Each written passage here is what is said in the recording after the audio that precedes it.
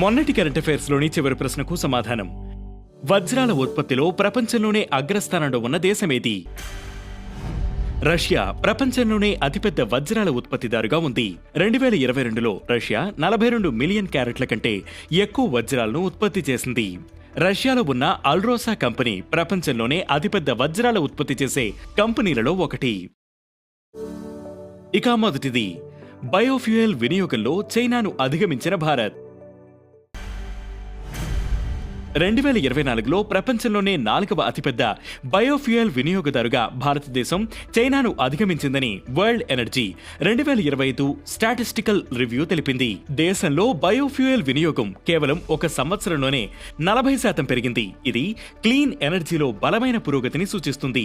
Biofuel ఉత్పత్తిలో వెనుకబడి ఉన్నప్పటికీ వినియోగంలో చైనాను భారత్ అధిగమించడం ఇది వరుసగా రెండోసారి కావడం విశేషం.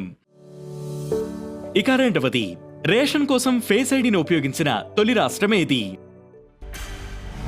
రేషన్ ఇవ్వడానికి ఆధార్తో అనుసంధానించబడిన ఫేస్ ఐడిని ఉపయోగించడం ప్రారంభించిన తొలి రాష్ట్రంగా హిమాచల్ ప్రదేశ్ నిలిచింది. ఇందుకోసం డిజిటల్ టెక్నాలజీస్ అండ్ గవర్నెన్స్ విభాగం ఫేస్ ఆథ్ అనే కొత్త వ్యవస్థను అభివృద్ధి చేసి ప్రవేశపెట్టింది. ఫింగర్ ప్రింట్స్ లేదా ఓటీపీల వంటి పాత పద్ధతుల వల్ల కలిగే సమస్యలను నివారించడానికి ఇది సహాయపడుతుంది.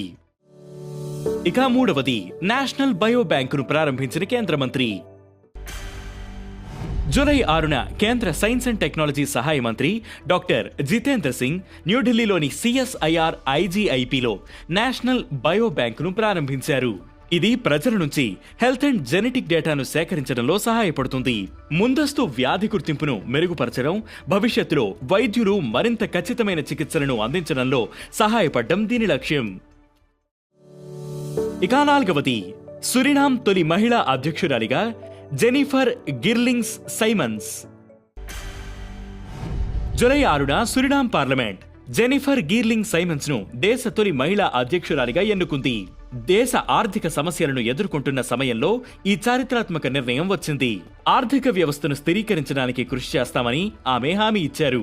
ముఖ్యంగా చిన్న తరహా బంగారం మైనింగ్ రంగంలో పన్ను వసూళ్లను మెరుగుపరచడం ద్వారా ప్రభుత్వ ఆదాయాన్ని పెంచడం ఆమె ప్రణాళికలలో ఒకటి. ఇక ఐదవది, చరిత్ర సృష్టించిన టీమిండియా. ఎడ్జ్బాస్టన్ వేదికగా జరిగిన రెండో టెస్ట్ లో టీమిండియా చరిత్ర సృష్టించింది. ఒక టెస్ట్ మ్యాచ్ లో అత్యధిక పరుగులు చేసిన భారత క్రికెటర్ గా శుభ్మన్ గిల్ నిలిచాడు. ఒక టెస్ట్ మ్యాచ్ లో తొలి ఇన్నింగ్స్ లో డబుల్ సెంచరీ, రెండో ఇన్నింగ్స్ లో 150కి పైగా పరుగులు చేసిన తొలి ఇండియన్ క్రికెటర్ గా కూడా గిల్ రికార్డు సృష్టించాడు. ఎడ్జ్బాస్టన్ లో టెస్ట్ మ్యాచ్ గెలిచిన తొలి ఆసియా జట్టుగా, సినా దేశాల్లో 30 టెస్ట్ విజయాలు సాధించిన తొలి ఆసియా జట్టుగా టీమిండియా నిలిచింది. ఇక ఈ రోజు కరెంట్ అఫైర్స్ క్వశ్చన్, బుక్కపట్నం చింకర వన్యప్రాణుల అభయారణ్యం ఏ రాష్ట్రంలో ఉంది? ఈ ప్రశ్నకు సమాధానం మీరే కామెంట్ చేయండి.